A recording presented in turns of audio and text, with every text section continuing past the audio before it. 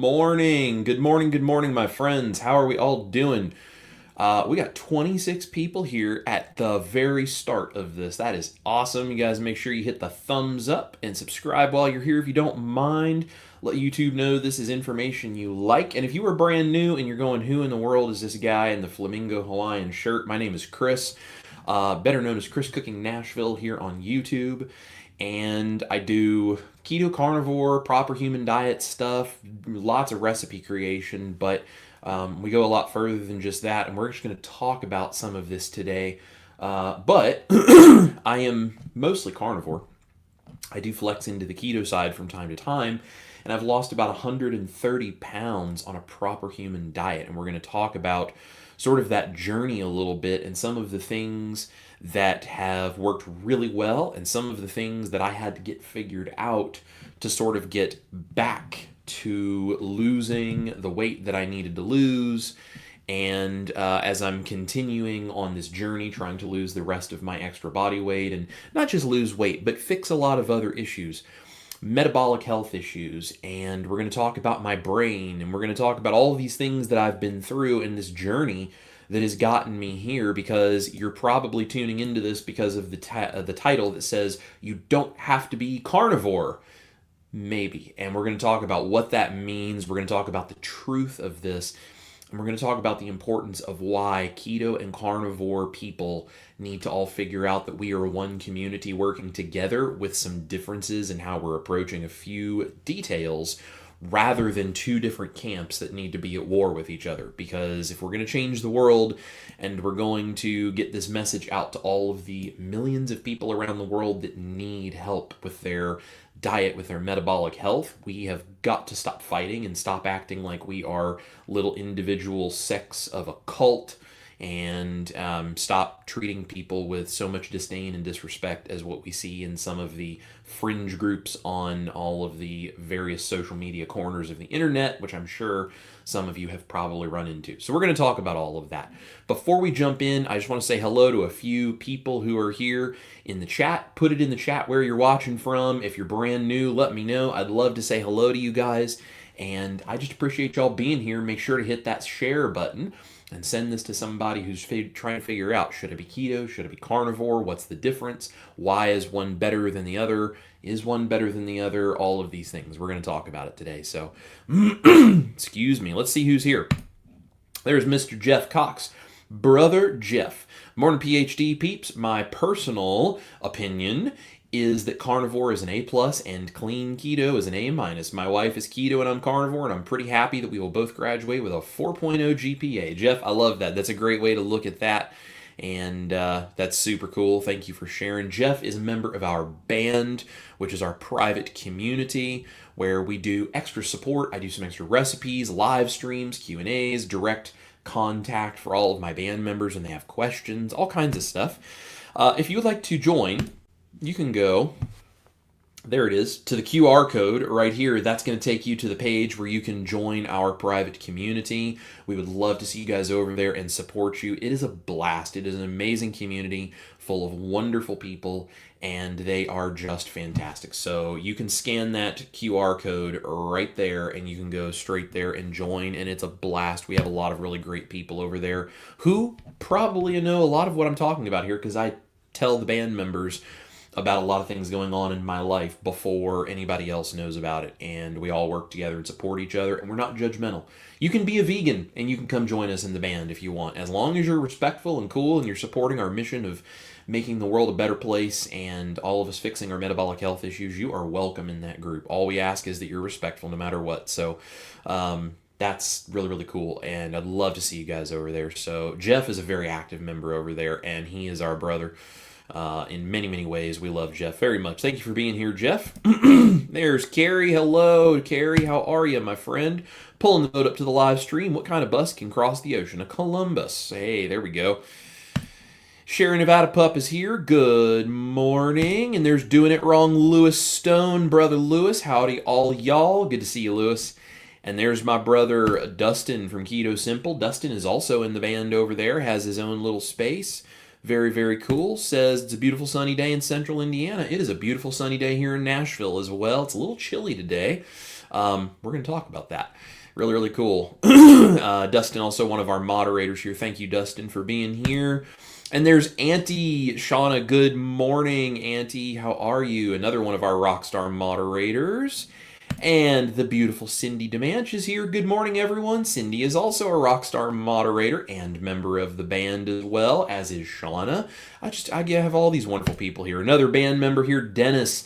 Good morning, Dennis. Dennis has actually been talking with my gorgeous wife, Ash, and they are getting things set up on the calendar. Dennis is going to come be one of the people who helps us eat a bunch of food as I am cooking recipes and photographing them for the upcoming cookbook. That's going to be a blast. We're looking forward to that. More information about that to come. Mrs. Newton's Big Family, Big Noise is here. Good morning to you. Let's see. Who else we got watching? There's Brother Barry Weems. Hello, Barry. How are you? Says, good morning. No, you don't have to be a carnivore. You just need to be a proper human without processed foods. Hope everyone has a great day. Barry, I love your outlook, and we're going to talk about that today. Kitty Marie is here. Good morning, y'all, from Texas.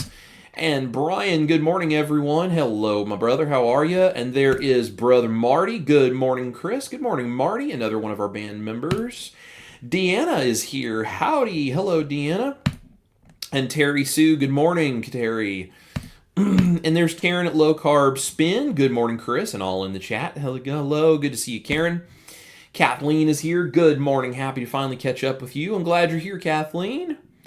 And there's Patricia. Good morning from Massachusetts. And John, Cranky Carnivore Cutler's here. Good morning from soggy Tucson, Arizona. Good to see you, my brother.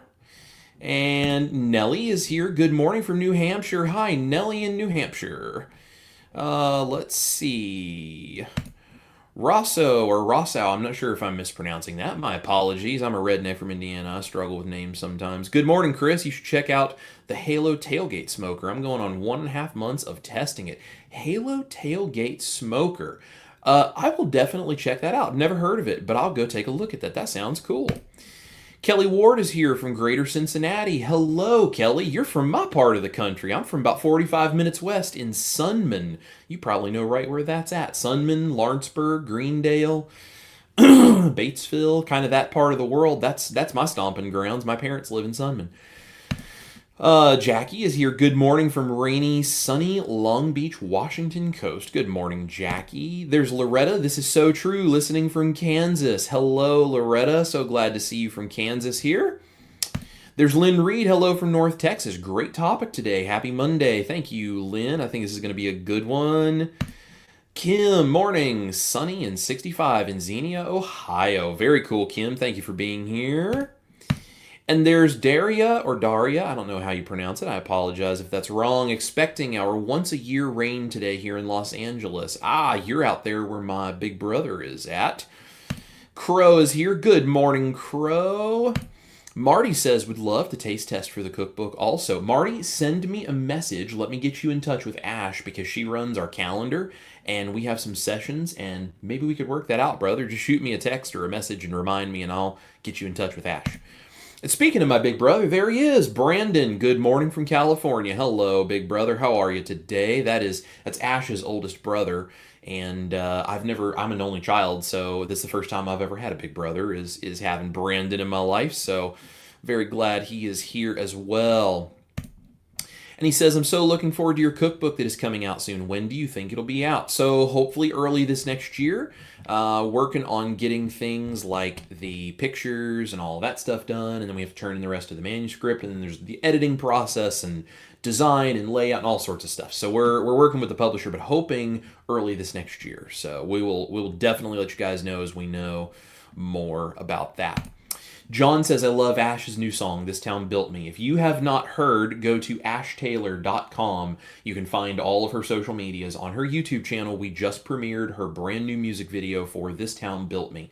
I filmed and edited. She and I produced it together. Of course, she starred in it.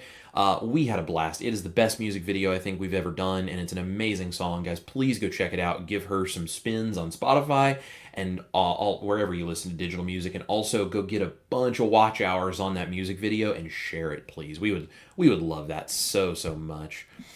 Kelly says, you and I are not too far apart. Go to Sunman or Lawrenceburg a few times a year. Cool, Kelly. That's awesome. Nelly says, Chris, you have an amazing voice. Sound like a radio disc jockey for a blues or soft rock radio station. Well, Nelly, thank you so much. I appreciate that. Funny, guys, when I first started my channel, I actually had someone that commented on my old pizza video, the very first pizza recipe video I did. I hid them from the channel, but they commented on that and they said, the sound of your voice makes me want to cut my jugular vein. So, Nelly, I appreciate the encouragement. Not everybody agrees with you, and that's all right. Everyone's entitled to their opinions, but I just think that's funny how you can have such vastly different views on that and when you're on the internet. So, but I very much appreciate that, Nelly. Thank you. I try to speak calmly and clearly to the best of my abilities. El Mission is here. Hi, my goal was to lose weight and get to a certain point and start bringing back some carbs, veg to the extent that I can handle it, mainly due to me missing those things. Nothing more, really. And you know what? If that's what works for you, that's great. Dennis says, I love This Town Built Me, both the song and music video. Well, thank you, Dennis. We appreciate you watching. El Mission says, Chris with carnivore recipes for carb subs helps out quite a bit. I agree, and that's why I started doing those. So, well, guys, let's talk about this topic. This is going to be an interesting one, I think. So we got 50 people watching. Make sure you guys hit that thumbs up so we can get the word out about this, because I think this is going to help a lot of people, and I would love to know what you think about this as we're talking about this. So drop it in the chat, your thoughts on being carnivore versus keto, any of this stuff as we go. So here's kind of my whole outlook on this. You don't have to be carnivore. Maybe. Here's what I mean. You do have to stop lying to yourself about what your body actually needs. And this is the problem with so much of what is going on metabolically with people in the world right now. You don't have to be carnivore, but you have to stop lying about what your body needs. And this is tough to do when the medical establishment and big food and big pharma and big government and all of these things say so many of the things that they do, and they push so many untrue things. So here's the problem. People treat keto versus carnivore like these are religions. And we all have to battle and we all have to war with each other, and we're all different and we're in different camps and we're enemies and all of this. And the thing that's ridiculous about that is it makes us look crazy to the rest of the world who doesn't eat low carb, and they think all of it is ridiculous and way too strict. And we are our own worst enemy as a community when we act this way. And this is really important that we understand this, because if we're going to help people and if we're going to change things, we've got to get over the dogma, and we've got to get over this idea that we need to be butting heads, because we are making ourselves look like we're insane. And truthfully, as someone who believes in keto and carnivore, a lot of the places I go on the internet, I refuse to interact because I think it's insane. It's really bad sometimes, and not all the time, but there's a certain part of the community that is very loud and very opinionated, and they don't even necessarily have any facts to back it up. They're just buying into dogma like it's a religion, and it's crazy. So we're going to talk about the truth. We're going to suss all of this out, and we're going to skip the dogma and all of the BS, okay? So here's the truth. Both keto and carnivore can work if you understand how to use them, and you decide which one based on your body and the things you're experiencing and the way your life works and the things you enjoy and what makes you happiest. If you use that stuff and you choose which one for the right reasons. You have to understand how to use them, and you have to understand why you would pick one over the other, and then do your own work and experimentation to figure out which one makes you happiest and feel the best. So we're going to talk about real science behind both. And I'm going to begin to tease out for you guys a little bit of my shred protocol, which is what's kind of tying them together here. And when I'd started developing this idea of this shred protocol that I am using, this was sort of a concept of like, I don't want this to have to be carnivore or have to be keto. I want it to be able to be a protocol that works in both realms, so anybody can use what I'm trying to use if they want to. Now, I need to make a disclaimer here. This is not medical advice. I am not a doctor. Even if I was a doctor, I would not be your doctor. So I am not telling you to do what I do. I'm telling you what I do and the science behind why I do it. And if you want to do it, That is something you have to make a decision for yourself in your own life. Talk to your own doctor. Decide this based on your understanding of things and your relationship with your doctor. I am not a doctor. I'm not going to give you any medical advice. I'm just going to tell you what I'm doing and why. And if you want to do that, that is up to you. Okay? Just got to get that out there. All right. So here's kind of where all of this comes from and why I put my shred protocol together the way that I did. And I'm going to tell you about why that is so successful here in a minute. So hang with me. So the core truth of all of this stuff, keto, carnivore, everything, the body runs basically majority of the time on two fuels. It runs on glucose or it runs on fat, which is, yes, yeah, thumbs up. Or it runs on fat, which is actually ketones, because fat is being broken down into the ketones and then our body runs on ketones. This is why it's called ketosis and why it's called a keto diet. Ketones, ketosis, keto, all right. Okay. So let's look at some just actual data here. So the average American right now eats 250 to 300 grams of carbs a day. I can tell you I was eating a lot more than that when I was on a standard diet because I was binging and I was just doing horrible things because I had a horrible relationship with my food. That's why I ended up being 400 pounds. If you guys did not know, I was 400 pounds at one point. I don't think people realize when they look at me and they go, you still have weight to lose. Why are you a carnivore and still have weight to lose? Well, part of that is because this is what I used to look like, okay? And this right here is actually, I had already lost some weight. Like this was me at about 385, roughly 390 pounds. So this is when I had actually lost some weight. And guys, this is not good, okay? This is what I used to look like. So I was really big. I was a binge eater. I had a horrible relationship with food. Not good. So the average American, and I was way above average, but the average American eats 250 to 300 grams of carbs a day. All right? That's more than I get in a week at this point. Ketosis, for most people, starts around under 50 grams a day. And there's a natural distribution curve to all things. Some people may end up going into ketosis with a lot more carbs. Some people might take less carbs. I don't know. That's an individual thing. But on average, 50 grams a day or less kind of puts you into that you're going to start going into ketosis range usually.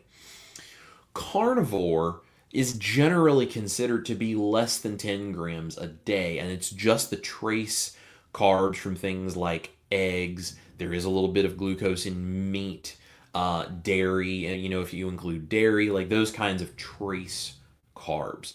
And if you're intentionally staying 10 grams a day or less, we kind of call that ketovore if you're including veggies. If it's all coming from animal product, then that's carnivore, right? We're trying to stay as close to zero as possible with carnivore, but generally, even with the trace carbs, if you have lots of them, you're still under 10 a day. So here's the thing. When we have glucose be our fuel, it is fast, it is unstable, and it is very insulin heavy because we need insulin to process glucose. We go through glycolysis where we break the sugar down. We need insulin to do this. It's a whole hormonal process, and it leads to all of these metabolic issues in the body. Glucose being our fuel source is our big problem.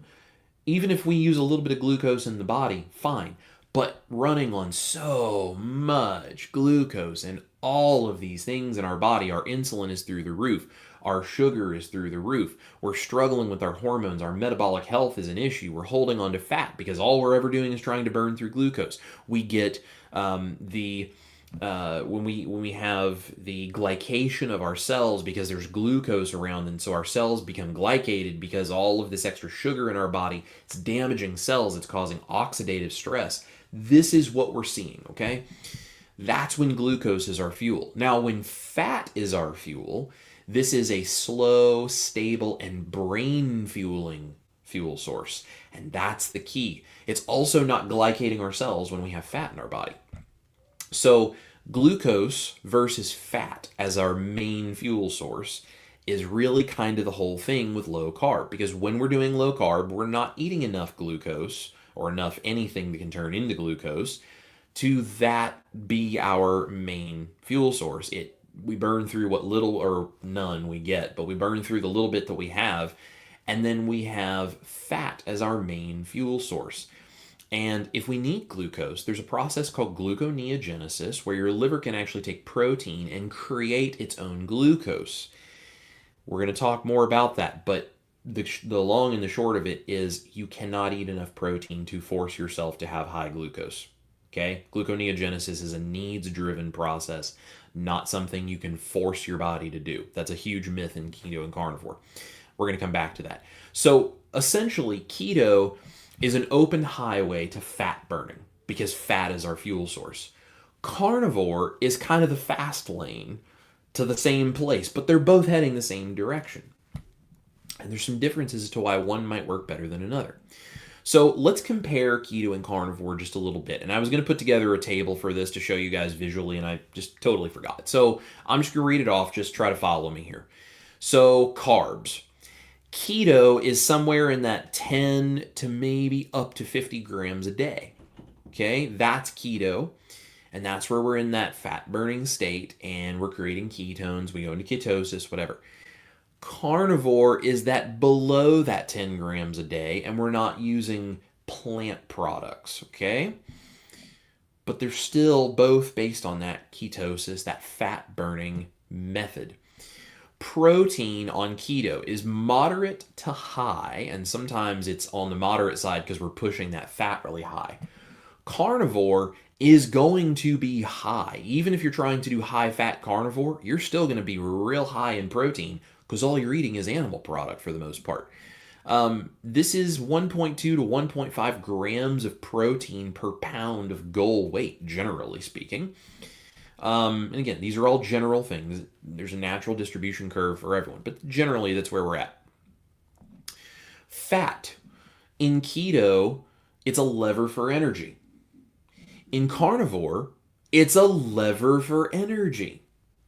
Dietary fat is something that we can eat to get energy and hormone balance and a bunch of other things we're going to talk about. But fat is used in the same way in both of them. Protein is used in mostly the same way in both of them. Fiber. On keto, it's optional. You can have it, you don't have to have it. On carnivore, you're basically avoiding fiber because you're not eating the veggies. Electrolytes. In keto, you have added electrolytes because it helps keep your electrolyte balance in place. And you know, when you're in ketosis, you are going to flush some electrolytes, but you're getting a few carbs, so you're going to probably hold on to a bunch of your electrolytes over a long period of time a little bit better.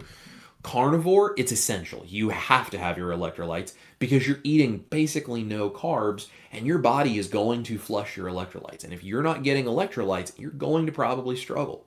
So get your electrolytes either way, but especially when you're carnivore. The goal of keto is flexibility and fat burning. The goal of carnivore, yes, is fat burning, but it's also healing, elimination, and an extra layer of clarity that some people find they only get with carnivore. So really, keto is just adding food that finds flexibility, and carnivore is removing food to find stability. So when you lean keto, it's because you want some more flexibility, and you find you feel better with that little bit of fiber or these extra things. With carnivore, if you lean that way and you stay away from the keto, it's really about removing certain things to find your stability and your extra healing. But both of them are operating on very similar principles, which is why when I see people who are keto versus carnivore and they're battling back and forth and they're arguing with each other and they're telling each other how stupid they are and all this kind of stuff, it's heartbreaking because we have answers that the world needs to hear. And we're just figuring out reasons to fight with each other and completely losing the goal of being able to spread this message and help people. So we really need to pay attention to these things. Okay, so let's talk about some common ground here because we as a community need to connect over these things. So there's 3 universal principles here. Low carb, of course, I think everyone understands. The lower insulin, because we're not eating high carb, unlocks fat burning. This is why keto and carnivore both lead to so much weight loss for people who need to lose weight. They can also lead to weight gain for people who are undernourished. We're going to talk about that. But lowering your insulin unlocks your fat burning, because when your insulin is high, your hormones are out of whack, it prevents your body from burning fat the way you need to. So low carb, lower insulin, unlocking fat burning. It's the same thing in both keto and carnivore. High protein is the next one. This builds and protects muscle, which changes your body composition. So we've talked about how your body in this community, we talk about this all the time, how your body can actually take broken down cells like fat cells or old cells that are not good, whatever. And as you're kind of going through this sort of fasting, similar to fasting thing in your body, which is what ketosis sort of does to you. It mimics fasting, right? Your body goes through a process where it actually breaks things down. It's called autophagy, and it takes cells that are not helpful, breaks them down into their pieces, and it can use them to create other things. So your body composition changes. As you burn and lose fat and flush out inflammation, you can then take the good parts of any of those cells broken down. Your body can build muscle cells, bone cells, organ cells, eyeball cells, brain cells, whatever you need. It can rebuild good stuff. So what's happening is, even if the scale doesn't go down, sometimes your fat starts to go away and more muscle and bone density comes in. And that's what we want. We don't care about losing weight. We care about losing fat when we have extra fat. So your body is building and protecting the muscle, and it's actually changing your body composition with less fat, more muscle and bone density and healthy things, okay? That's number 2. Number 3, fat is used as a lever. You add it for maintenance and you drop it for some shred. Now we're going to go a little bit deeper into that, so hang with me. I'm not talking about low fat eating here. I'm talking about using fat as a lever, and this is similar in both keto and carnivore. Maybe slightly different depending on your goals, but that's where you get to make a decision, and this is really important to understand, that fat is a lever and it gives us control and power. So here's a couple of things you need to sort of think about when it comes to keto and carnivore. Protein, when you eat it, has a thermic effect up to 30%. What that means is that it actually burns calories. Now, I'm not a calorie counting guy, okay? I'm just using it as a reference. So if you're one of those that, calories don't matter, I agree with you, but stop yelling at people about calories. I'm just using it as a reference point. Protein's thermic effect, up to 30%, is that it's burning calories to digest and break it down. So even though you get calories from eating it, you're also burning. So it has a thermic effect in your body where some of the actual protein digestion offsets the protein you're eating. So it helps you lose weight. It really does. Also, it protects all of the things you need in your body, your bones and your muscles and your eyeballs and all the important cells. Protein helps you maintain that. The body stores 100,000 plus calories in fat versus about 2,000 in glycogen. Okay? Your ketones boost the brain growth factor. It's called BDNF. So the ketones are boosting your brain growth factor. It's why you get so much clarity and so much better function in your brain when you're in ketosis. And the other thing you really need to remember here is that muscle is the best predictor of metabolic health. When you have really high muscle content and lower fat content on your body, you have a lot better metabolic health, generally speaking. So this is what we're thinking about as we're shooting for all this. So carbs control your energy, but protein controls your hunger, and fat controls how fast you can shred the fat on your body. I'm going to say that again. Carbs control your energy, because when you get too many of them, you crash and you have no energy. Protein controls your hunger. So when you're hungry and you're just like, ugh, you need a bunch of protein. Fat controls how fast you shred your body fat. Now, fat is also satiating, so protein is not the only thing controlling your hunger, but it is a huge help. And then fat is a lever back and forth for satiation versus shred. And we're going to talk about that with my shred protocol. So really quickly, I said I wanted to touch on gluconeogenesis. The gluconeogenesis myth, and I see this popping up because I still get questions about this. I've had people say things like, have you heard if you eat more than 30 grams of protein that you're gonna basically you're gonna force gluconeogenesis to happen. You're gonna raise your glucose in your body because you're eating too much protein. This does not work this way. So we're gonna kill one of the biggest myths that is out there in the low carb world, which is eating too much protein kicks you out of ketosis by turning into sugar. So here's the truth. Gluconeogenesis, it's called gluconeogenesis because it means making new glucose. It is a demand-driven process, not a supply-driven process. You cannot eat enough protein to make your liver forced into glucose creation. It is demand driven. When your body needs glucose and you don't have any, your liver will use protein to create it. You cannot make your liver do this. Now, there may be other things getting too much protein is doing to you. I don't know. I'm not a doctor. But the way your body works, you cannot eat enough protein to force your liver to make sugar. It's a huge myth. Dr. Ben Bickman, I believe it is, talks about that. I know there's several doctors that talk about it, but I think Ben Bickman talks about one a little bit. I know Dr. Berry has talked about this as well extensively. The liver only converts protein into glucose when your body needs it, not just because you ate more protein. So essentially what I'm saying is your liver isn't stupid. It only makes sugar when your body needs it, and eating a steak does not turn into a candy bar. Okay? You cannot eat enough steak to make your body be full of glucose. It does not work. It is not physiologically the way your body is designed. So the gluconeogenesis rate stays stable even when protein doubles. There's studies that show this. Protein barely moves blood sugar in keto-adapted people. And protein raises a glucagon, which is balancing your blood sugar and keeps you in ketosis. So protein actually helps keep you in ketosis, not kick you out of it because of the glucagon spikes.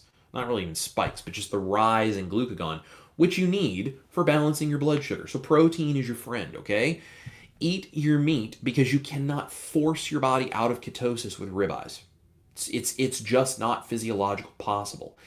Now, if you eat ribeye and you go out of ketosis and something is happening to your sugar, there's something deeper going on and you need to talk to a doctor about that. But that is not the way your liver works, to eat a ribeye and then have it turn into sugar. It just doesn't do that. Okay, so all of this then comes down to why I've been doing my shred protocol. And I'm going to create some videos for the channel here where I kind of go through this in stages where you can sort of follow along with it if you want to try it. Again, I'm not a doctor, no medical advice, not saying you should do this, just telling you what I did and why I created this protocol, why I'm following it, what it's doing for me. And if you are interested in trying it, I'll tell you how it is I do it. So, but we're going to kind of just overview it today, and then I'll put together videos where I actually give you the ins and outs of it. So, I live mostly carnivore, okay? 95% carnivore. But I use keto the same way a musician does a key change. I'm not cheating when I use keto for a certain meal. I am composing, okay? So here's sort of the way my shred protocol is developed. The foundation of it is ruminant meat daily. Daily, I try to have red meat for the most part. There are some days where I don't, and that's a very specific reason, and we'll talk about that in a minute. But most days, ruminant meat is part of what I do. My protein, so we're going to talk macros here for a minute. Now, I am not a macro counter guy. I don't get super into this. I've made this, what I'm doing here, very easy, and I kind of calculated this all out, and I'll tell you sort of a little bit more about that in my videos that are coming up. But I kind of calculated this out just so that I have a basic baseline that I'm hitting, and then I flex it around a little bit. So my general baseline protein is 1 to 1.5 grams per pound of my goal weight, and I would like to get between 180 and 200, roughly, maybe 220. I'm not sure. It's been so long since my body has been at that weight. I don't actually know where my ideal body weight is down there. So somewhere around that 180 to 220 range, I think, is probably right. I don't know. I'm 6 feet tall, and I have a really big bone structure. So I'm not sure where exactly I'm supposed to sit. But I use 200 just as a baseline for my protein. So about 200 grams of protein a day is what I'm shooting for. My fat, I adjust back and forth depending on if I need energy and recovery or if I'm trying to use fat loss as my goal that day. And my carbs are anywhere from 0 to 50, which is from dairy and the occasional low-carb veggie that comes in when I flex keto. And we'll talk about why I do that. But I try to stay as low as I possibly can. But as long as I'm hitting 15 and under, even on my keto days, I'm generally okay with that. So essentially what I'm doing is I kind of cycle through this stuff. I have high performance days where I do more moderate on carbs, and those are the days when I allow myself some keto stuff if I want it. The keto stuff is optional. But if I feel like I want it, I allow myself to have a little bit more moderate carb keto stuff where I have maybe some lettuce on a salad and a few veggies if I want that. It bulks up my food, which makes me feel really full, which is great sometimes. It gives me some variety, but I don't have to do it. It's just on the days when I'm like, I would really like that today. Mostly I'm carnivore. My reset and clarity days, I am really strict on the carnivore thing, like super, super strict. And the goal of doing this is that I'm tuning my metabolism like a guitar, okay? I'm tuning this. I'm not guessing, I am guiding based on what my body is experiencing and what my brain is experiencing. So let's talk about kind of how my shred protocol exists here. And one of the things that I'm going to do is I'm actually going to compare this a little bit with protein sparing modified fast, because I was telling someone about this and they said, oh, you're doing protein sparing modified fasting. And I was like, no, I'm not. There's some similarities, but there's some really significant differences as well. And it's really important that we talk about those little differences, because those small differences are what make all the difference, especially for me personally. So, first of all, the philosophy of my shred protocol is precision and performance. The philosophy behind protein sparing modified fasting is honestly, it's kind of starvation for quick weight loss. It like legitimately, if you go back to, I think it was in the 70s when they developed PSMF, I mean, it's like really, really low calorie and super low fat to a point where like you're kind of starving your body, and it's forcing quick weight loss, which weight loss is great if you have weight to lose. I'm not trying to force my body to do anything. I'm trying to set it up in a way where it's precise, it's performing well, and let it lose weight quickly but naturally. Let's talk about protein. In my shred protocol, it's 1 to 1.5 grams per pound, plenty to preserve your muscle and your bone density and all of the other things, but not trying to force excess protein. It's just trying to make sure you get plenty of it. PSMF is very high protein, generally speaking, usually 1.5 to 2 grams per pound. So almost double what I do some days. It's a lot of protein, which there's nothing wrong with lots of protein, but it's so protein focused so that you can't get any fat. In my shred protocol, fat is a lever for energy. So there are days where I go way lower on fat because I'm trying to shred down. And then there's days where I have a lot more recovery and I'm actually going high fat, and I'm really enjoying that because it's good for my brain, it's good for my hormone production. And even on my days that I'm lower fat, I'm still usually higher fat than protein sparing modified fasting is. because I need a certain amount for my brain for the hormone production. Because if you guys didn't see the video, I have autism, ADHD, OCD, bipolar as a result of some of these things. Like there's neurodivergent stuff going on, and I'm regulated and completely unmedicated. And part of that is because of the fat in my diet, because animal fat and ketones and all these things are so good for your brain. So I don't want to like just push super low fat to try to force myself to just, shred down as much as I can.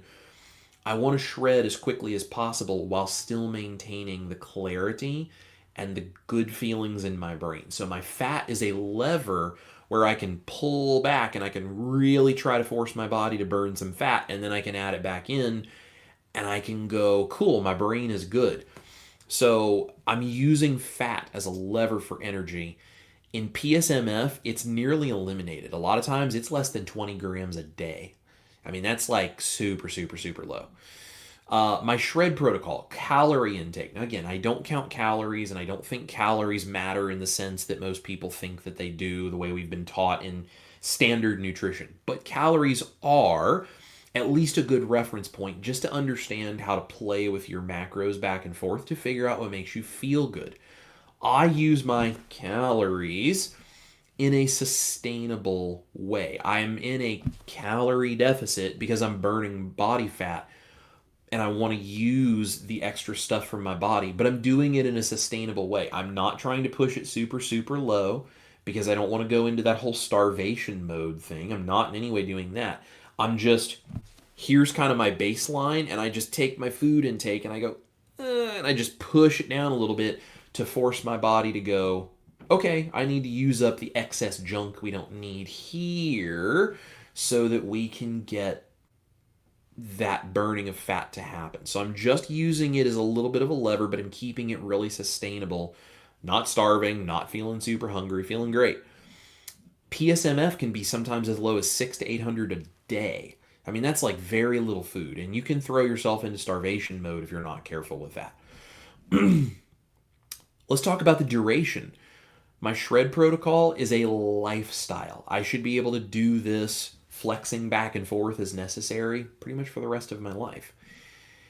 Protein sparing modified fast is usually a tool that is meant for rapid weight loss, a couple of weeks max, or if you have to do it, like you can do it a couple of days a week, but then you got to go back to doing other stuff, because if you push that too hard, you can throw yourself into starvation mode, or you can just be not healthy. Like, you got to be really careful with some of that stuff, because fat is vital. We know that fatty acids are really important for our health.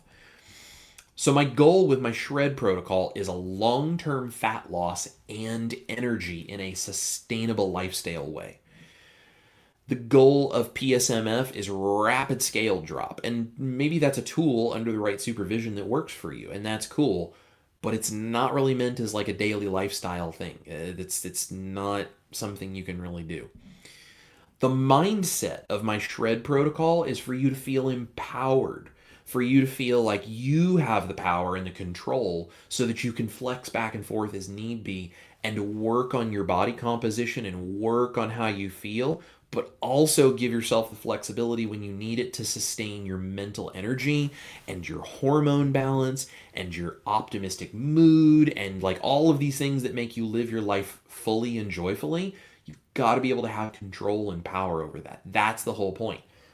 PSMF, what I have been sort of seeing in my research, is a lot of people feel really deprived, and that's kind of the mindset, is they feel like, I can't have any of these things, so I got to really restrict them, and I'm deprived of those things. I don't want you guys to feel that way.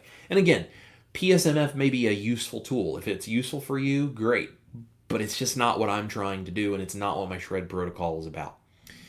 So the results of this for me, and what I think would be the results for probably many other people, is that your shred protocol that I'm doing gives you metabolic control. This is what bodybuilders do, right? It's way less extreme than what bodybuilders do.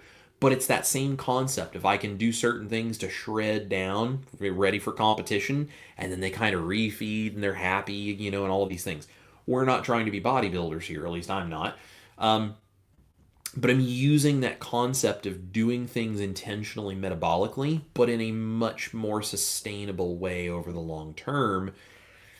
PSMF from what I've seen, can run the risk of burnout and rebound because you're being so restrictive as a short-term tool that, like many diets, not lifestyles, diets that are out there, you can swing way too low and then you come back and it comes back with a vengeance. So that's what I'm trying not to do. So PSMF is kind of like a survival mode thing for your body. My shred protocol is about performance mode, and I'm trying to like optimize my performance and the way I feel while also optimizing my shred so that I can lose that extra weight. I'm not trying to teach starvation. I'm trying to teach precision for my body. That's my goal. It's not about starving. It's about precision, so I know exactly what to do to get my body to burn the excess weight without feeling deprived or like I'm weak or my mood is low or my hormones are out of balance or any of it. I want to be clear and stabilized while taking care of the extra fat on my body. So all of this that we're talking about here, and I'm going to go very, very deep into how I calculated all of my shred stuff and all of that as I do those videos. And if you have questions, drop them in the chat and I'll answer them here in a minute. But all of this is sort of wrapping up in this idea. Dogma destroys results. And quite honestly, it destroys people. I've watched it. I have people who email me and message me and contact me, and we meet in person, Ash and I do. And they go, thank you for not being like all of these other carnivore people or all these other keto people or whoever it is in some Facebook group, because I went asking questions and I got crucified because I suggested something that wasn't perfectly clean, or I asked a question just trying to learn something and they jumped down my throat about it. And it's like, it's asinine the way dogma has destroyed the concept that should be this positive message of what this whole low carb, proper human diet spectrum can be. Keto, carnivore, all of this can work together, but the dogma is destroying the results. If it works for your body, it's not cheating. Okay? It's a strategy. If it works for your body, it's not cheating. Are you better than someone else because you're strict carnivore? No, absolutely not. Are you less than someone else because you're keto and you use some keto sweeteners and you use some veggies and whatever? No, you're absolutely not. If it works for your body and you're happy and you're healthy, that's all that matters. And anybody who thinks that they're better than you because their diet is somehow stricter or more elite or something, they can take a hike and go jump off a bridge. Like, this is ridiculous that there are people that think that being dogmatic about this is somehow going to have some positive impact on the world. So is strict carnivore better if it works for your body? Yes. Is keto better if that works for your body and your brain? Yes. It doesn't matter what of these things you're doing. If it's making you feel good, your health is good, you're stable, you're satisfied, you can live this as a lifestyle and you can stick to it long term, then that's the right way of doing it. And so when I'm saying you don't have to be carnivore, maybe, is because there's no law, there's no rule, there's no religious thing that says you have to be carnivore or you're not good enough. But if your body tells you that carnivore is better for you, then listen to your body and do what's best for you. And if your body says, no, keto makes you better, then listen to your body. If your brain says, I can't stick to carnivore because if I do, I'm going to go off the rails, well, then it doesn't matter if you would be carnivore, because if you can't stick to it, it's not going to do any good anyway. So you have to figure out, how do you balance what your brain needs and what your body needs? And you can't lie to yourself and say that, oh, keto is better for me and I'm just happy, that way, whatever, if you're still really struggling with health issues. Like, if that's happening, maybe you need to try carnivore as an elimination diet at least, and then you can start working back the other way if you want. It's up to you. But being carnivore just because you have to prove to everybody else how carnivore you can be, or being carnivore because that somehow makes you a more valuable person in the low carb space, that's a bunch of bull crap. And it's ridiculous, the anger that you can see online in the community from people who believe that somehow that makes you better. Maybe it is better, maybe it's not. But if you treat people like you have a hammer in your hand and you're going to hit them over the head with this whole carnivore is best idea, it doesn't really matter whether it's good or not, because all you're doing is dooming people to a fate of bad health because you look like you're crazy. So this whole thing of like my shred protocol is about giving people flexibility, myself for one, and then anyone else who wants to, look into it and maybe try it. It's about flexibility so you can optimize your precision and your performance with your metabolic health. And you can decide, how do I keep my body functioning as best as it can with all of the right science while having the flexibility to decide for myself what the best way is, what makes me feel the best, what makes me happiest, most stable, optimizes my brain function, my hormones, my satiety, my lifestyle, all of this stuff. So, I'll be telling you guys more about like what I'm eating on a daily basis so that you can see how it actually plays out in my life. But I'm really intentional about these things. And it's been about 3.5 weeks now that I've done this. I've lost 25 pounds in the last 3.5 weeks. And this is after I used to look like this. And I lost 130 pounds. So I went from this to looking more like this. And now this is good, but you can actually see in my face in this picture, and then my face here live in front of you, my cheeks and everything now are a little bit trimmer than they were even in this photo. What happened is I got to this point and my body kind of stalled out. And then because of the undiagnosed neurodivergence, my cortisol being through the roof, it actually turned back around and I started gaining a little bit of weight, even though my diet never changed. And so that's what really led me down this road. Once I got, when I got to this point of having a diagnosis and understanding autism and ADHD and what's going on with cortisol in my brain and how that affects your body and all this kind of stuff, I realized I was struggling to regulate. So I got regulated. I did all the things that helped me regulate, which I'm going to be doing some videos about that as well, especially here and on the new That Chris channel. I'm going to talk about all of that. But once I got regulated, then I knew I was going to be able to go more intentional and do things that pushed it harder. But it's still keeping this regulated. That's why the moderate fat, maybe push the fat low, higher fat recovery days, moderate, like I'm playing back and forth so that I'm keeping the hormones in my brain and my mood and all of that stuff really ironed out and precise. Again, there's that precision with performance. I'm doing that to keep that really precise. And then I flex it so that I can burn body fat and bring it back to recover. And on more active days, I have options. And on days when I'm like, I just want a little something, I just feel like I'm super hungry, add in some keto veggies today because it bulks up my food without blowing like fat macros or calorie content or any of that out the window.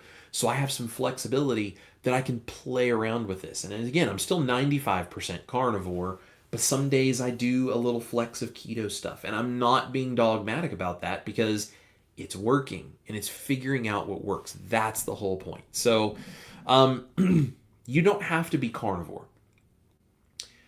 You just have to be conscious, okay? Some people thrive pure carnivore. Some feel better adding their yogurt, their avocados, their salads, their whatever low-carb veg, whatever.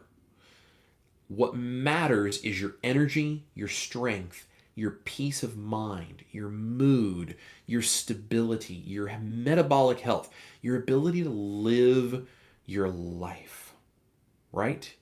That is what matters. That is why it matters. So I have an action step here for you guys. I have a challenge for you for this week, and I'm doing it too. I do this every week. So, but I want you guys to really consider taking on this challenge with me this week. I want you to do 1 day strict carnivore. I want you to do 1 day clean, strict keto. And they don't have to be back to back. 1 day strict carnivore, 1 day super strict clean keto, right?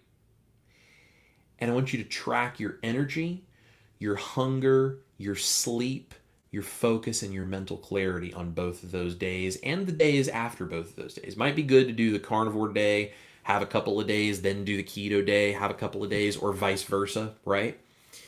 And if you already have this figured out, like I've done this and I know I'm carnivore, I know I'm keto, that's fine. But if you're one of those people who's still wondering, this is for you. 1 day strict carnivore or keto and a couple of days of monitoring, and then 1 day strict keto or carnivore, whichever one you didn't do the other day, couple of days of monitoring. Track your hunger, your energy, your sleep, your focus, all of that. And really decide which one of these made me feel better. Which one of these is what made me feel like this is a lifestyle I can sustain? And just think about that. And if it was carnivore, you might want to do an elimination diet and work your way backwards. And if it was keto, you might start there and then maybe work towards the carnivore, or maybe don't. It's up to you. But just think about what you can do to optimize your precision and your performance. And I'm going to tell you guys more about my shred protocol and sort of how that looks on my daily sort of dietary basis lifestyle thing. And we'll kind of go from there. So drop your questions in the chat if you have any information that you would like to offer to this, whatever. In the meantime, come join us in the band, because this QR code right here is going to take you to my private community. And we're going to be talking a lot about this. I'm going to be sharing a lot more. They're going to be the first ones to get kind of the little shred protocol sheet that I'm going to put together, like everything. So go right here to the QR code, right? You can scan it. Where is it? Where is it? It's over. There it is, right there. It's hard to figure out when everything is mirrored on my screen here. Go to the QR code here. Join the band if you would like the extra information, the live streams, extra recipes, support of a community. And if you would like to go deeper with this whole shred protocol thing, we're going to do a lot of this. And I think that this is going to be really cool. So like I said, over the last about 3.5 weeks, I've lost 25 pounds doing this. And I'm still, figuring out for me personally exactly how it works. But I've really hit a rhythm, and this is really, really good.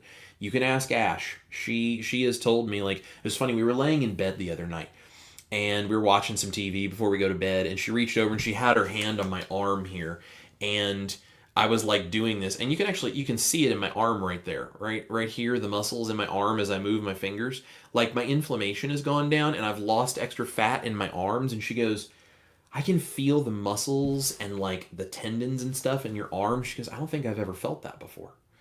And what's cool is, even though I'm not at the lowest body weight I've been at in years and years, I'm fairly close to that lower body weight again as I'm losing down. But what's interesting is, even though I'm a little higher body weight on the scale, I actually seem to have more muscle and less inflammation than I did when I looked like this. So my arms actually have less inflammation now than they did in this picture, even though in this picture I was a little bit lower weight than I am right now. That's because, I think, of the protein and being intentional about shredding the fat without losing things like bone density and muscle density. And that's because the shred protocol is all about balancing and keeping my brain right and keeping my muscles intact. And again, it's not doing this whole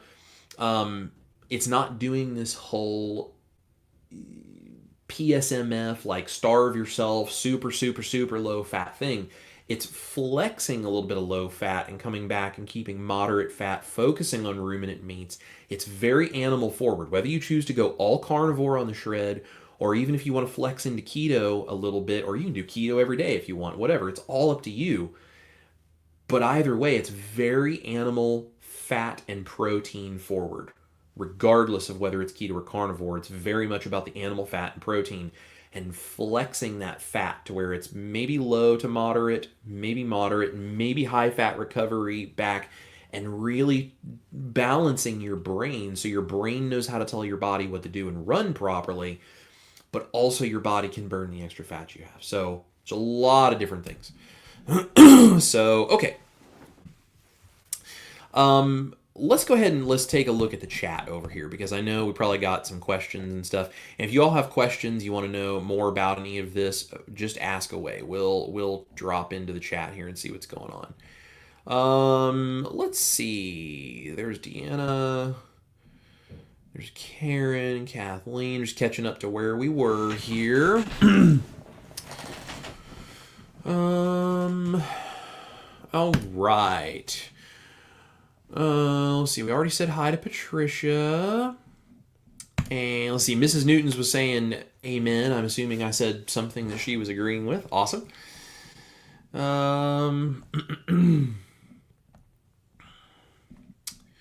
Dustin says we're all in this together. Yes, we absolutely are. And if we don't help each other and support each other, then what are we doing? You know?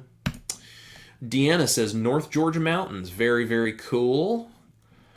And Cindy says Kentucky here, day of rest after another bowling tournament day. That's awesome, Cindy. Good for you. Oh, speaking of bowling, that made me think about physical activity. I also walk on almost a daily basis now, like after dinner, 10 to 20 minutes of walking.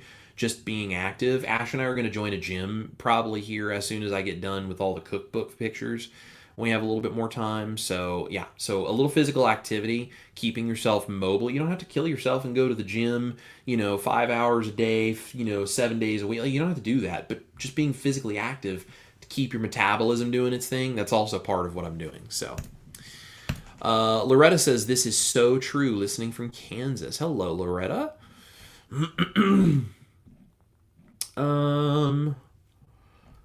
Okay, we're getting caught up here. We're getting back to it.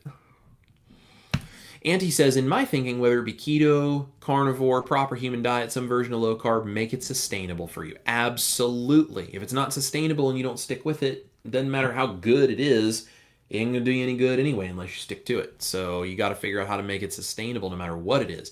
When we just have to optimize it, whatever that sustainable element is. That's the goal, right? That's the key. Okay, I think I'm just about back. Here we go. Risa's Cluttered Kitchen is here. Hello, all. Good morning, Risa. And Yogi is here. Good morning, Yogi. Terry says, what a difference, Chris. You look amazing now. Well, Terry, thank you. I'll be honest. When I look at this guy right here, and I think one of my favorite, because it's so terrible, one of my favorite pictures is this one from the back, and you can see my sides and my back fat and the back rolls and everything. I look at that and I look at my arms and stuff and I go, man, I was so sick and I was struggling so bad. And then I look at the way that I am now and I'm like, I'm not even the same guy, it's really amazing. Also, look at the look on my face. That's pretty much how I felt on a daily basis. And I didn't smile. I didn't have joy in my life because everything hurt. It was so bad. This is why when people are like, why are you a fat carnivore? And I'm like, unless you've been 400 pounds, you're not going to have a clue what it is like to lose that much weight and then how long of a process it can be to get everything back to where it needs to be. And let's add on top of this the neurodivergence, autism, ADHD, OCD, all of these things, and the struggle that plays when you're undiagnosed for over 30 years. There's a lot more going on than just eat steak and lose weight. There's a lot to this. Kel is here. Hey, Chris. Hi, Kel. How are you today? Sharon is here. Hi, Chris and Ash. Good to see you, Sharon. Hello, Ken. Good morning from Stacy and Ken. That's our friends Easy Peasy Keto. Stacy and Ken are awesome. Miss you guys. Do It Wrong, Lewis Stone says, that's why I tell people I'm on the KED diet. There you go. John Wise is here. Just got here, catching up at 1.5 times. Excellent, John. Good to see you. Cindy says, I completely agree, Chris. The camaraderie within the ketogenic community is plain stupid.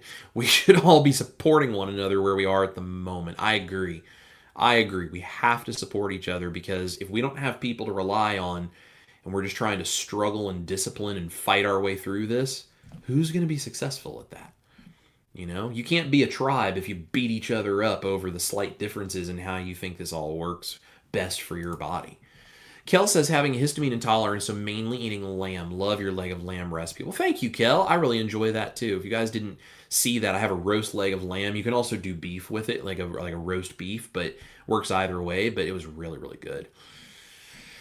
Denise is here. Hello, friends. Hi, Denise. And there's Andy. Hi, everyone. I've been here for a hot minute and just didn't say anything. LOL. Well, I'm glad you're here, Ann. And there's Marilda. Hello, the beautiful Marilda. Good morning, Chris and Cindy. Ann says, I'm so glad to hear Chris say this. I found that there are times I really do need a keto day to avoid food and meat fatigue. And that's a real thing for some people. Some people don't experience that at all, and some people really do. And both of them are right. And that's the thing. Like, there's no reason to beat someone up because they experience it or beat someone up because they don't experience it. We're all a little different. And if you experience it, then it's just about finding solutions, right? Doesn't make you any less or any more. Cindy, mixing things up on this way of eating is what keeps it sustainable for me and Brian. Absolutely. And if it makes it sustainable and you can stick to it, it makes it a lot more successful. And Risa says, mixing things up is the way to go to convince your body to change. I agree. I totally agree. Denise says, yes, I do like ketovore meals to break up the routine. Absolutely. Rick is here. Charger Mopar, back from a stubborn van with no reverse. Hey, Rick, glad you're here. Let's see. And he says, there are people like me who are dogma-free, carnivores like me. Yep, absolutely. Appreciate that about you, Rick. We really do. And Bella is here, says, what I like in this community is the kindness and the tolerance. There is a guideline and each person can adapt and play around with it. Absolutely. And that's why we promote that tolerance and that just kindness as we all work this out together. There are facts that cannot be changed. Medical and metabolic health and these kinds of things that are facts, the science. But how we apply it and what the exact balance of that is and what steps we take to get better and better and better, that's up to each individual to figure out how they're going to do it. So Rick says, I've just added sauerkraut to my diet and feel better. That's great, Rick. Good for you. I'm glad that's working for you.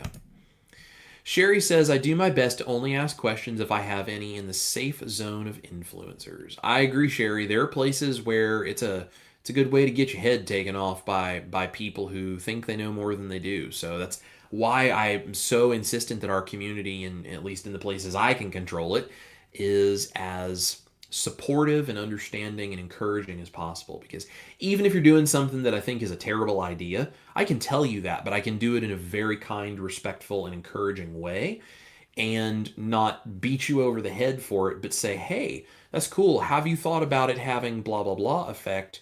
Would that maybe be something you might want to consider working your way away from? Like, and if not, that's cool. Like, I'm not going to judge someone for it, but we have to really be careful about how we treat people because, if someone's struggling, beating them up for it's not going to make it any better.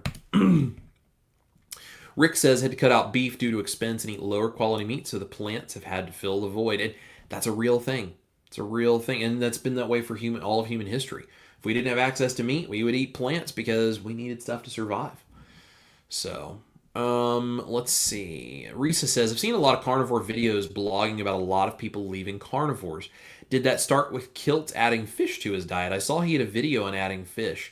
Risa, there have been people for a while now that have been starting to leave carnivore and talking about it. I don't really know why each individual is doing it. It kind of changes, but this whole thing of leaving carnivore, I think there's a couple of things. One, I think people have tried to be so dogmatic about it, and they've tried to brag about how strict and great and, whatever they are, and then suddenly they hit that wall and realize they can't do it either.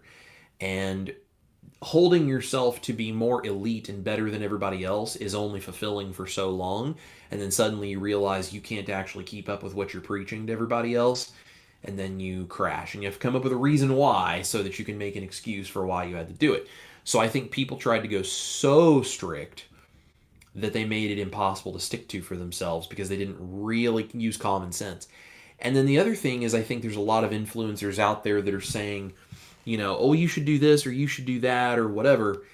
And so people are following just trends on social media, the sugar diet or any of these other kinds of things. And so there's a lot of confusion because people don't really think for themselves and do their own research. They just follow whatever the hot trend is. There's that. And then to be honest, I think some of it is the really dogmatic religious side of the carnivore community.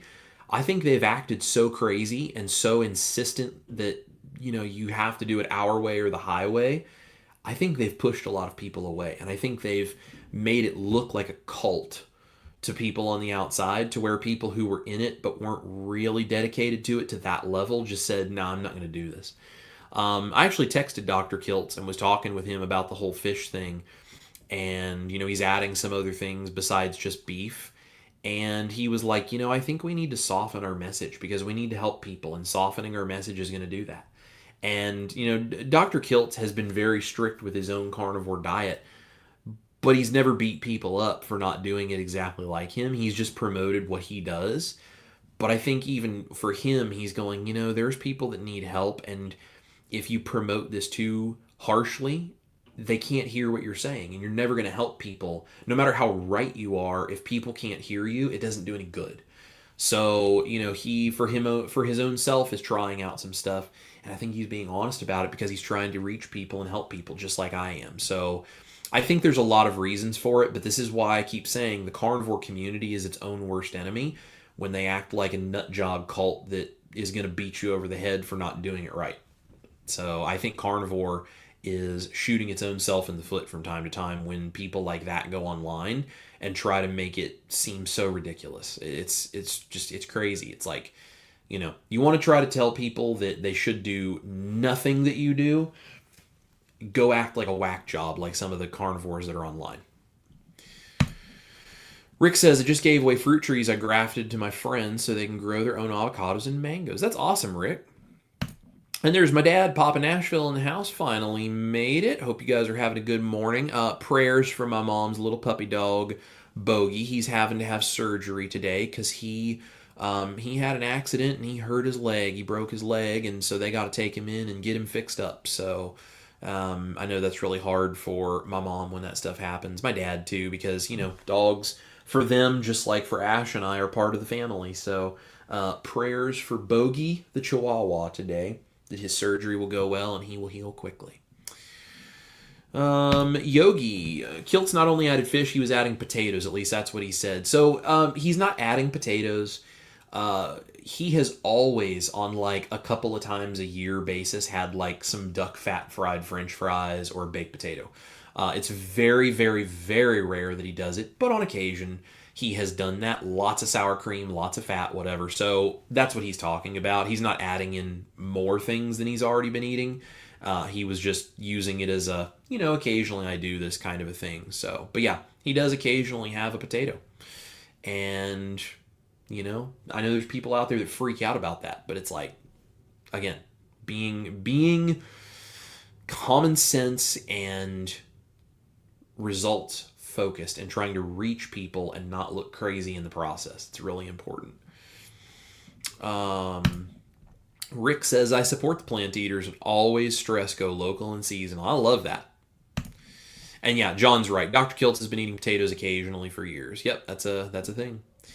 Rick says, not everyone needs to be strict carnivore, and I have seen some who feel best with an omnivorous diet. Yeah, and that seems to be a thing. And Marty says, that's awesome progress. Well, thank you, Marty. I really think so, too. Rick is right. Dr. Kiltz is a great carnivore and keto and plant-based uniter because even though he has his own belief about what the best things are to eat, he's never judgmental towards anyone else, and he just wants to encourage them. Let's see.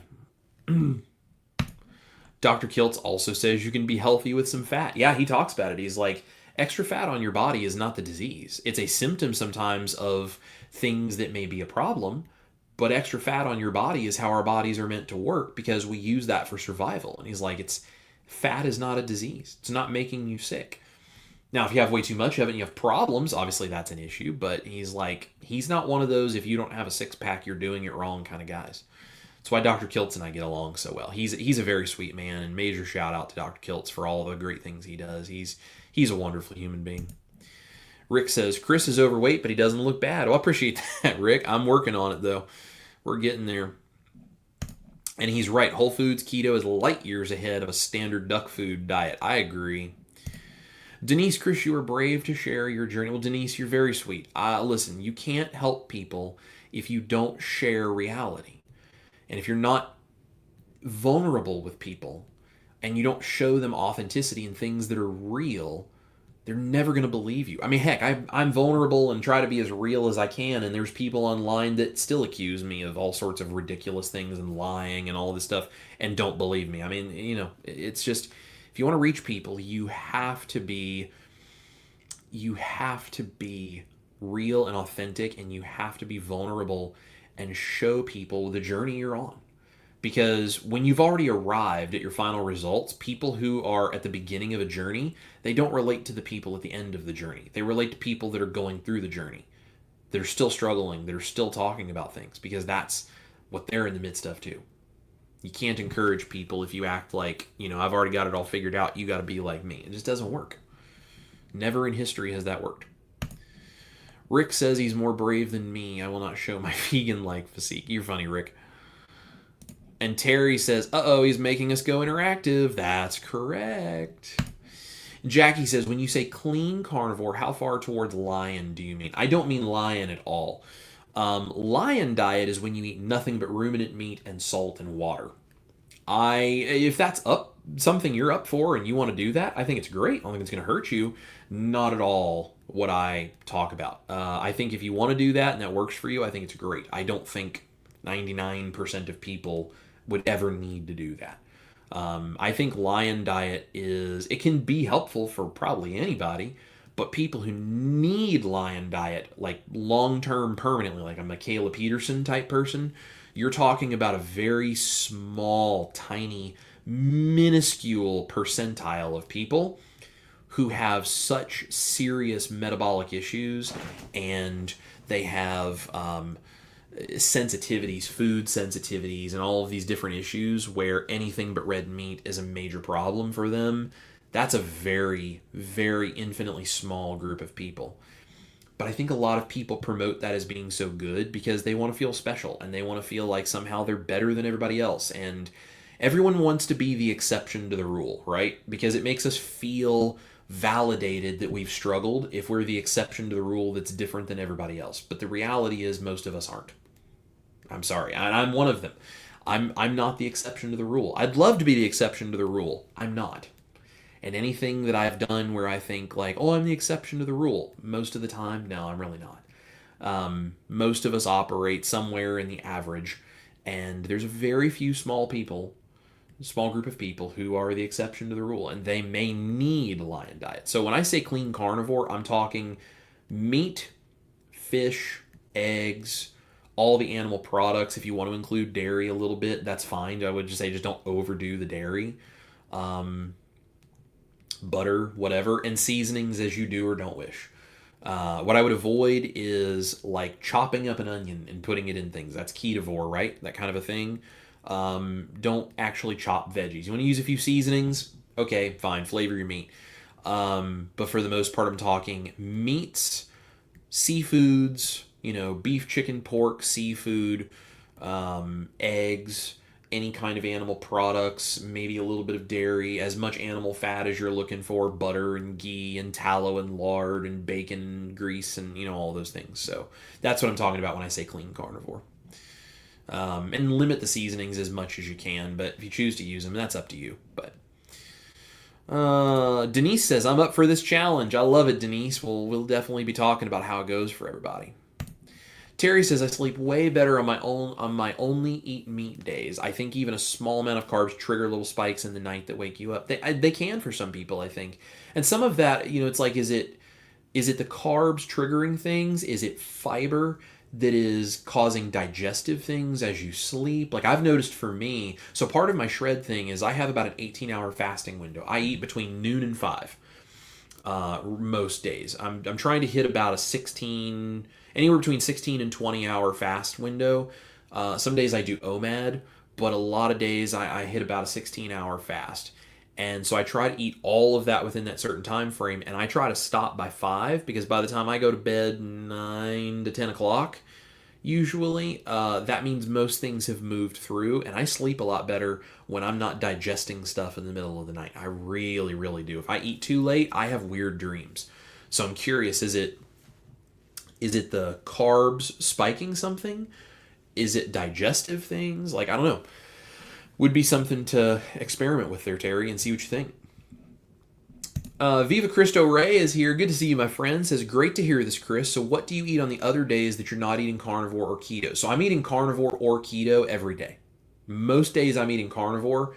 Some days I flex keto. My challenge of do 1 day carnivore and then 1 day keto is for people who either don't know which one they want to be, or if they're kind of doing keto but they're thinking, well, maybe I should try carnivore or whatever. Just, it's an experiment. But either way, all days you should be eating keto, carnivore, something like that, low in carbs, in my opinion. So I eat, most days I'm carnivore and sometimes I flex keto, and that's it. That's my whole lifestyle, all the time. All the time. Good question. Risa, congrats on the 25-pound loss. That's amazing. It is working. Absolutely. It definitely is. And my body looks a lot different, and so does my face. If you guys want to go watch something that recently shows the difference, the Dr. Barry video where I did how to cook a steak the wrong way and the right way, it's like I screwed up a steak for Dr. Barry intentionally. That was right. It was as I was getting all of my diagnosis and my regulation and everything was all coming down to the wire, and I was getting everything figured out and starting to do this. And it was not long after that where I was like, cool. And I started putting together my shred protocol. Go look at me in that video and go look at me now, and you will see how fast that shred protocol starts to work. Jackie says, do you or others find that a single day of an eating plan actually changes how you feel? I hear others talk about mental clarity and energy they get from keto carnivore. I really never get that. So mental clarity for carnivore for me only happened after 2 weeks of solid, strict carnivore. The first time I experienced mental clarity like that, I was 2 weeks into carnivore, no cheats, almost no seasoning. I mean, I was doing beef, chicken, pork, eggs, butter, little to no dairy, and salt. And I occasionally would use a little black pepper, and that's it. And it was a little over 2 weeks in that suddenly the mental clarity really hit me. For some people, it takes even longer. But to get that mental clarity for some people, it seems you have to be very strict. Absolutely no cheats. Because the minute you put in a cheat and it's like, oh, I have a keto day, if that mental clarity, you've never experienced it, that's what you're chasing. When you put in that cheat, for whatever reason, it seems like it just restarts the whole thing for the mental clarity. Now, all the other benefits, it doesn't seem to mess up. But for the people that I've talked to, it seems like 1 day of doing that before you've actually gotten mental clarity, even one meal that has some of that stuff, it's like it somehow, I don't know, restarts the whole process. Like there's something that your brain has to seem to go through. And some of that I think is also leveraging that fat, because if you don't have the hormones balanced right, mental clarity doesn't come from that, because that's a hormone and focus mental thing, which is where your fat comes from. So Jackie, I would say maybe look at what you're doing fat-wise and see if, that, or just being super strict carnivore for 90 days, if that would maybe bring it for you. I don't know. Everyone's a little different, so... but for me, it took 2 weeks of really strict carnivore, and now I kind of know what it's like. So if I'm not getting it, I'm like, okay, something's off. Fat, hormones, something. And I've learned ways to flex it where I can really keep chasing that mental clarity while still having these other things. But it took me a long time and a lot of research to learn how that would work for me personally. Bella says, I'm in, but I'll do it after I come back from visiting my dad. There you go. Kim, have you noticed any differences in your musical ability since you've started the shred protocol? Do you find it's easier to play that awesome riff? Yes, very, very much so. Mental clarity, just attitude, like all these things. I am so much better doing my shred protocol. Ash can tell you, we just played a show, what was that? Was Friday, Saturday, I guess it was. Anyway, this past weekend, Saturday. Yeah, we just played a show on Saturday in the morning. We opened for Aaron Tippin. Got to meet him. That was really cool. A 90s country artist, huge deal. We got to open for Aaron Tippin. We played the show here just about an hour outside of Nashville, I guess. And Ash, after we got done, she goes, I was so impressed by you. She goes, you were so good today and so supportive, and just your mood, your attitude is so good. She's like, this is really working for you. This shred thing you're doing is incredible. Like just, and not like I'm, trying to be difficult or anything, but I would get really dysregulated and exhausted from going and playing shows because that's a lot when you're neurodivergent and you have all the sounds and the people and the different thing. I mean, there's very overstimulating things playing a show like that. And we went and did that, and she was like, I was really impressed by you. Like, this is the best show I've like, your attitude, mood, afterwards, all that kind of stuff, your energy levels, the best you've ever done. And she was like, this shred thing is really working for you. And I play better because I can think clearer, and I'm in a good mood, and, my mood is regulated, makes me play better. So yes, absolutely, it's made a big difference. It will make a difference in everything for you guys. Kathleen, so glad I was able to tune in today. I needed to hear this. Gives me some good ideas, and I look forward to your related videos. Well, thank you, Kathleen. Yes, I'm going to be releasing the Shred Protocol videos just a little bit here and there, one at a time, hopefully over the next few weeks here as we can really start getting this stuff out there and just, give you guys some ideas. So we'll be talking about it in the band first. So go to the QR code here if you guys want to come join the band and have some support on all of this.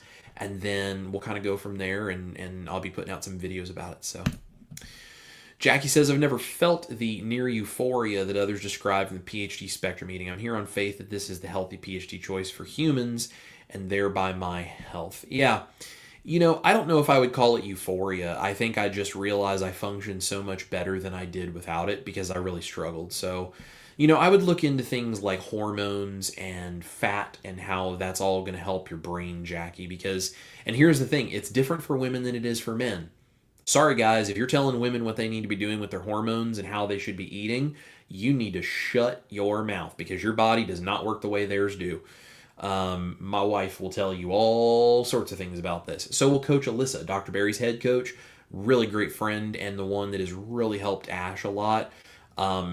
Women do not feel the same as men in these ways, and there's things that they can do to tweak things that do not work that way for guys. So guys, if you're trying to tell a woman what to do with her hormones, if you're not a doctor, shut your mouth. Jackie, what I would say is look into some hormone information from some women that can give you some ideas about what to do with your brain, and maybe that might help you because it might be a little different for you than it is for me. But fat and hormone balance and getting that all correct, that's going to make a big difference for your brain. And that feeling of just the clarity and the feeling really good about myself, that comes from balancing out the hormones in my brain big time. Coach Lisa is here. Hey, Lisa. Hello, number one chef. It's good to see you, Lisa. So glad you tuned in. Hope you and Ash are well. Truly grateful that you're acknowledging the need to walk, exercise, and engage in an active life. This creates energy. I totally agree.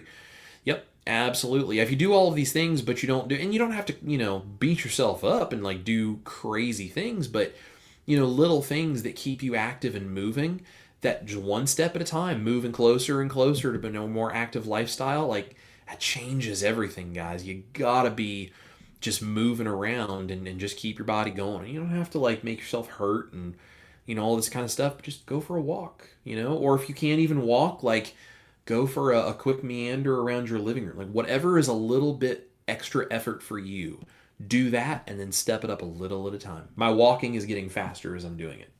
There you go. We're going to go join a gym soon too. So Risa, Chris, you look sad in that picture. Not anymore. That smile says it all. Yeah, I was very sad in that picture because when you look in the mirror and that's what you see, there's not a lot to feel good about when you see that kind of stuff when you're in that sort of brain space where I was. But I'm a lot better now, and that's why I do what I'm doing, because I don't want anybody else to feel like they are stuck looking like that guy did.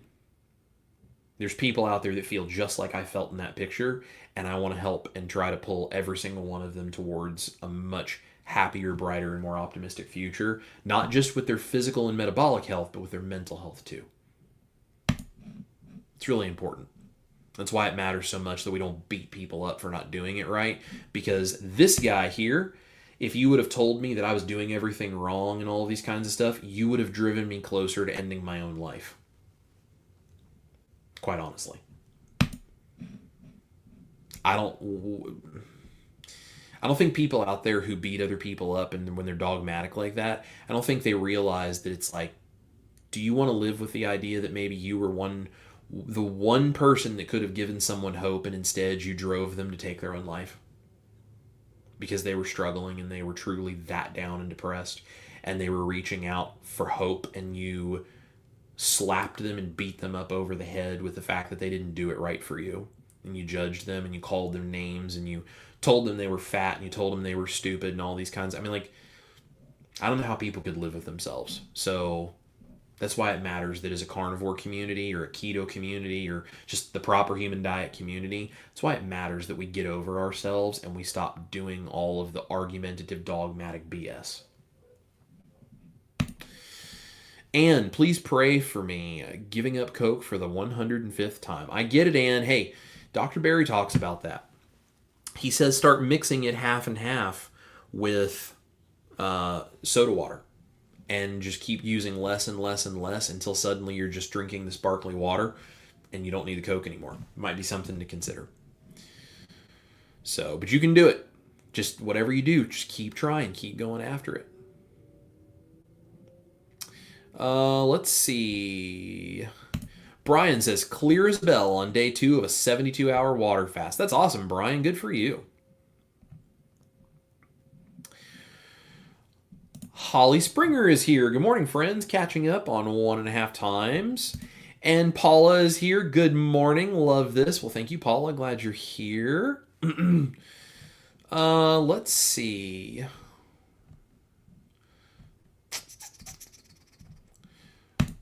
Jackie, I do think I have a general decrease of inflammation that slams into me when I have a very occasional splurge day. Feeling that today after yesterday's social event, restaurant, fish and chips, and gelato. Yep, then that's the thing, Jackie. It'll do it. And the truth is, you know, you got to get sometimes 30, 60, even 90 days in with no cheats before you can really feel all that inflammation go away. And then it comes back with a vengeance, and you can really see it. So, yeah, just, you know, something to consider. But you're doing it. Just keep fighting. Keep going. Lynn says, I'm glad you addressed this topic, Chris. Bickering helps no one. PhD helps anyone who decides to dedicate to it, whichever version of it works for them. Kindness is free. Absolutely. Absolutely. I totally agree. Have fun with your cooking. There are so many ways to mix it up. Don't let yourself get super stressed out. I agree. I totally agree. Colleen, each person is different. If you see your labs going in the wrong direction, you may need to adjust your nutrition. Absolutely. Absolutely. Worry about your labs. Don't beat somebody else up over what you think theirs might be. I think that's kind of the message there, right? So thank you, Colleen. It's great. Let's see. B Branch Bunnies is here. This is good. My diet is not my God. It is a tool. When it stops serving me, I will change. Love it. Amen. John says, since no living creature actually burns calories, can you rethink your shred protocol explanation without using the word calorie? John, the problem with that is that there's no other word that means what calories mean. Now, the use of calories in terms of what people use it to mean does not work. I totally agree. But there's not some other word out there that means the same thing that I can transplant it with. And taking calories, the word calories is not in there because it's something that I have to use. It's there because my goal is to communicate this to people who need to understand it. Let me see if I can respectfully, John, you're asking me to change terminology to suit your personal beliefs, not use terminology as a way to clearly communicate a well understood concept to people who need help. What you're doing is being dogmatic about the terminology I'm using because you don't personally think the word calories should be used. So you need to not think about what you want, and you need to think about what clearly communicates with millions of people who need help. I don't have time to explain to everyone why when I'm using the word calorie, it doesn't mean what everyone else in the world says calories mean.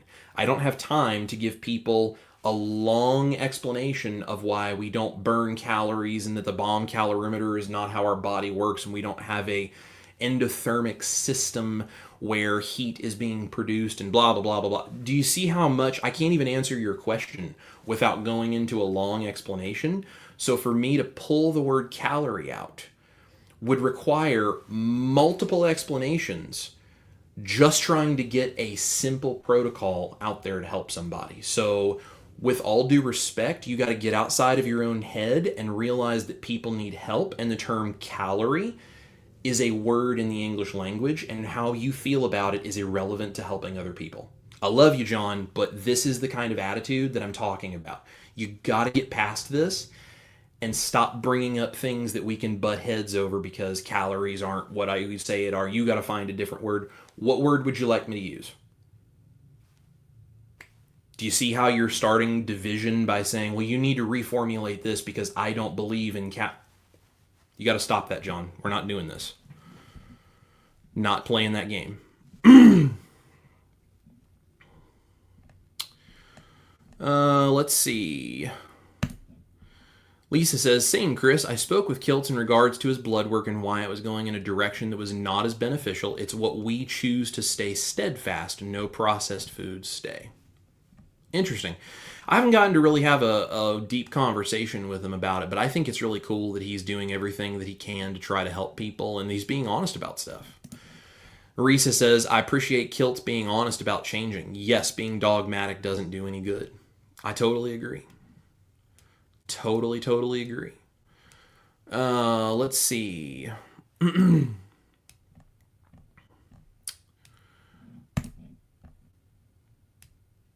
Charger Mopar Rick says, even I've had plantains deep fried in tallow occasionally. Yeah, and listen, that is completely ancestrally appropriate, because there are times the most meat heavy of people all throughout history have had to eat a few veggies or fruits or whatever to survive. So I'm not saying you should do it regularly. Don't ever do it if you don't have to. But if you do occasionally, your body is technically capable of doing that. I mean, that's how human bodies work. Marilda, I believe especially for me, carnivore is good for healing, getting off meds, replacing supplements, eating them through foods. The Lord has been guiding me all the way and through listening to my body. There you go, Marilda. That's all you got to do. And that's fantastic. And this is why we all got to find ways that we can, figure this all out. Let's see. Hey, John, what's up, my brother? Carnivore Trucker here. It's good to see you, buddy. I was looking at your seasoning in my cabinet yesterday as I was getting ready to get some stuff out for my shred protocol, and I was like, I need to pull out his seasoning and use that on my shrimp coming up here. So I love that stuff. Good to see you, John. Glad you're here. Let's see. Rick says, I give advice to some people to switch from processed foods to plants and even plant-based remedies that work. Yeah, absolutely. It's really cool. It helps to really know your body. I'm struggling with inflammation, keeping me from losing weight after a year of carnivore. However, I'm now inconsistent due to frustration. Colleen, I understand. I think maybe what you might be running into is kind of what I was running into, that sometimes it goes deeper than just the food you're eating. And there's a lot of other things that you have to look at. For me, inflammation was sticking around because I had cortisol through the roof in my brain. What the cause is, I don't know, and I'm not a doctor, but I would say maybe look into it and be like, so it's not just carnivore, but there's other things going on in my body and my brain. What do I need to do? How do I lower my cortisol, my inflammation, the things that are really causing issues for me? How do I do that and regulate and stabilize? I think it would be really, really cool. Kel says, agree with supporting people going through the journey. That's why I love Larry and Cassie with Carnivore Quest. They have the realistic journey with the struggle like the rest of us, keeping it real. Yeah, they are very open about their struggles. And, I think it's really cool that they talk so openly about it. I really hope they can get those things worked out. But yeah, they're great. I love them. They catch a lot of flack for it too, Aisha is here. Hello, I agree. I do my OMAD at 2 p.m. and I sleep way better coming from a lifetime insomniac. Yeah, it makes a big difference for me. Let's see. Please give example for the keto day eating. Thank you, Chris. Sure. You eat meat as much as you want, fat as much as you want, and then you add in a few low carb veggies like lettuce for a salad, zucchini, asparagus, whatever, and you keep it 20 grams or less of total carbs for the day. Whatever it is you like. Good question, Marildo. Terry Sue says, good point about the fiber trying to digest. Sounds pretty logical. Yeah, I mean, that works for me, so. John, my last weird dream had me eating an enormous amount of dried blueberries. I have dreams like that too, John, where it's like I'm eating stuff that I'm like, why am I eating this? Or I freak out about it. So, yeah, it's a really really weird thing. So, let's see. Hi, Diane. I'm new, first time here. Well, I'm so glad you joined. Thank you for jumping in. Good to see you. Colleen says, I love Aaron Tippin. Yeah, we really do too. Really, really great. Steak Mom, I missed it. What is the shred protocol? Well, Steak Mom, I think you best to go back to watch the replay because it's a lot of drawn out explanation that it would be here another hour trying to redo it. But go back and watch the replay, and then I'll have videos coming as well. I also have some basic info about it in the description box for you guys. So, let's see. Sherry, oh my, Chris, better on the guitar. I didn't think you could get any better. Oh, Sherry, you're very sweet. There are definitely days where I feel like I struggle, and then there's days where I feel like I'm doing good. So it's, I appreciate that. I have a really high level of expectation for my playing ability. So,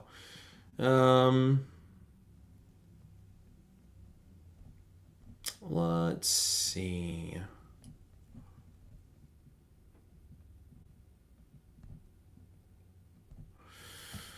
Just making sure I'm not missing anything here.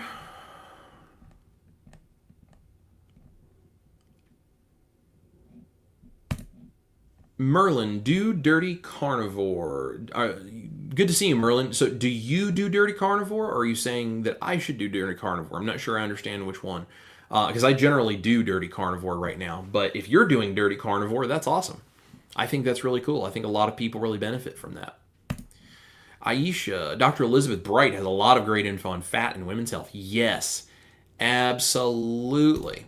Loretta says, my last comment was apparently too long, but I absolutely feel better on a carnivore diet. Certain vegetables and carbs affect my hormones in a negative way, and some people can experience that, absolutely.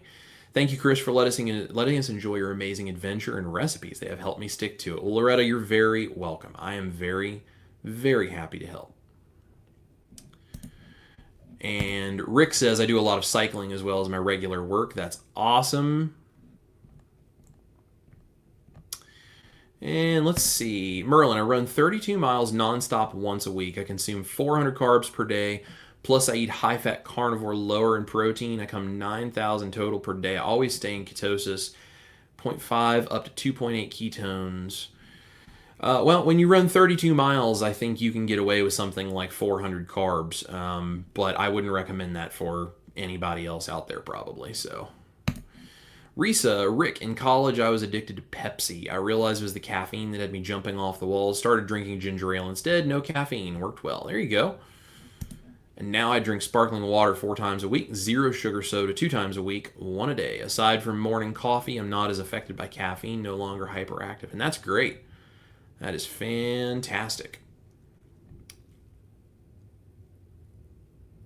I love this. After 47 years in this space, wellness, health, fitness industry, dog eat dog will never work. It's about building, supporting, encouraging relationships. I agree, Lisa. We have to work together if we're going to help people.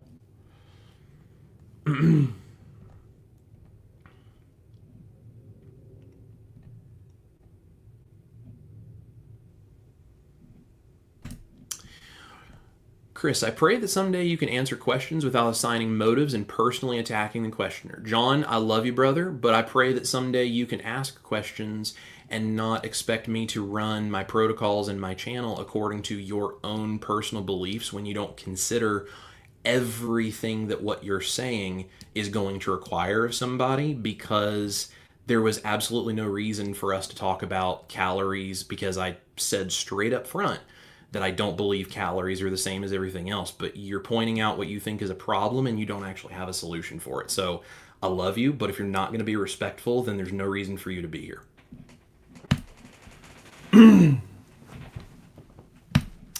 Colleen, my husband is still eating costly processed meal replacements. Since I have not lost weight on carnivore, he won't do it. I understand, Colleen. I really do. Let's see.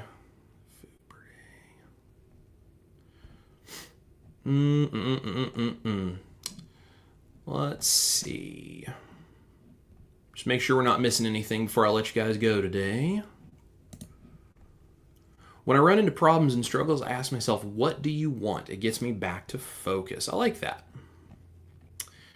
Let's see. Love Dr. Bright. Love and recommend her book, Good Fat is Good for Women's Gut. That's great, Jackie. Yeah, she has a lot of great information.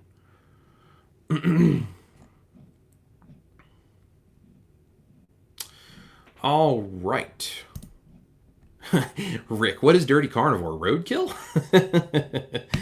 I like that. Well, guys, thank you so much for watching. I think that hopefully there has been some really good information here just to give you sort of an idea of what can possibly be done with just some intentional stuff, some protocols. I'm going to talk more about this shred protocol, and I'm going to use the word calories, but don't freak out about calories. I'm not talking about calories the way that natural people assumptions would say that I'm talking about calories, but I don't know another word. So, John, I love you. I'm not trying to fight with you, and I'm not trying to take things personally, but I think there is a really big deal that comes along with us trying to change the narrative, and we have to reach out to people who don't already understand. So I appreciate you guys being here. I appreciate you watching and being a part of what I'm doing. I'm going to come out with some more info of what I've been doing, why I'm doing it. And again, not a doctor, not medical advice. I'm just trying to show you what I do, why I do it, and I'm trying to reach as many people as possible with this and make this as clear and applicable to the public at large. So thank you guys for your support. I appreciate all of you. Go to the QR code up here if you would like to join the band so we can work together, support each other in this whole thing, trying to figure out how to get our metabolic health in place. Thank you for Coach Lisa, by the way, popping in. I saw her answering questions and helping some people out, and I think that's really, really cool. So I appreciate you guys all being here. Thank you for watching. This has been a lot of fun today, and I think there's a lot of great stuff coming that we can talk about. So make sure to go join the band if you have the chance and you would like to be a part of that. Otherwise, I appreciate your support, and we will see you guys very, very soon. This is Chris Cook in Nashville. You guys remember, eat your meat, love your life, and we will talk with you all next time.